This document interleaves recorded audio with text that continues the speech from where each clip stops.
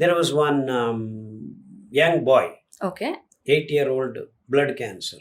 8-year-old ಗೆ Yes, yes. Blood cancer. And he was 5.5 years blood cancer ಗೊತ್ತಾಗಿದೆ. ಆವಾಗ್ಲಿಂದ ಅವ್ರಿಗೆ every week blood transfusion ಮಾಡಬೇಕಿತ್ತು. ನಮ್ಮ ಹತ್ರ ಬಂದ ಮೇಲೆ ಆ ಪ್ರೋಟೋಕಾಲ್ ಲಿಸ್ಟ್ ಅಂತ ಇದೆ, ಅವನು ಬರೋ ಮುಂದೆ ಬರೋ ದಿವಸಗಳಲ್ಲಿ ಮಾತಾಡೋಣ.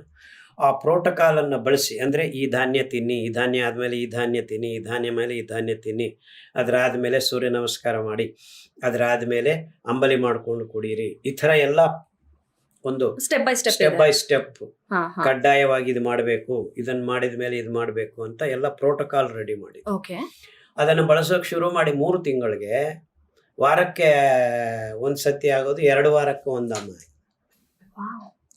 Just today he visited us. Now he has stopped transfusion for the last 8 months. How old is he now? Now he is 8 years. Okay. ಎಷ್ಟು ವರ್ಷಗಳಿಂದ ನಿಮ್ಮ ಹತ್ರ 5.5 years ವಯಸ್ಸಿದ್ದಾಗ ಡಯಾಗ್ನೋಸ್ ಆಗಿದೆ. Then he came when he was 7 years or 3 months. ಆ ಟೈಮಲ್ಲಿ ಬಂದಿದ್ದಾರೆ. So ಈಗ almost 1 ವರ್ಷ ಅಂತ ಹೇಳ್ಬೋದು. 8 ತಿಂಗಳಾಗಿದೆ.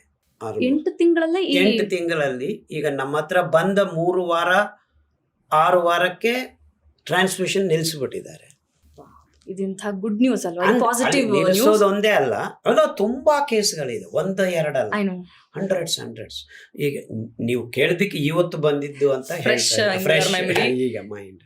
ಸೊ 8 ತಿಂಗಳಿಂದ ಈಗ ಹತ್ರ ಅವನು ಟ್ರಾನ್ಸ್ಫ್ಯೂಷನ್ ಮಾಡ್ಕೊಂಡಿಲ್ಲ. ಅಂಡ್ ಅವನ ಹಿಮೋಗ್ಲೋಬಿನ್ ಈಗ 11.8. ಯಾವಾಗ್ಲೂ 8-9 ಇದ್ದಿದ್ದು ಸುಸ್ತೊಡಿತು, ಈಗ ಸುಸ್ತು ಅನ್ನೋದೇ ಇಲ್ಲ ಅವನಿಗೆ. ಬೆಳಗ್ಗೆ ಹೋದ್ರೆ ಸಾಯಂಕಾಲ ತನಕ ಮನೆಗೆ ಬರಲ್ಲ, ಆಟ ಆಡ್ಕೊಂಡು ಉಳಿದಾನೆ.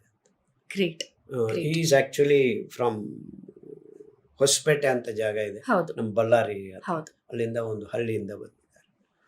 ಸೊ ಜಸ್ಟ್ ಈಗ ನಿಮ್ಮ ಸ್ಟುಡಿಯೋಗೆ ಬರೋ ಮುಂಚೆ ಆ ಹುಡುಗನನ್ನು ನೋಡಿ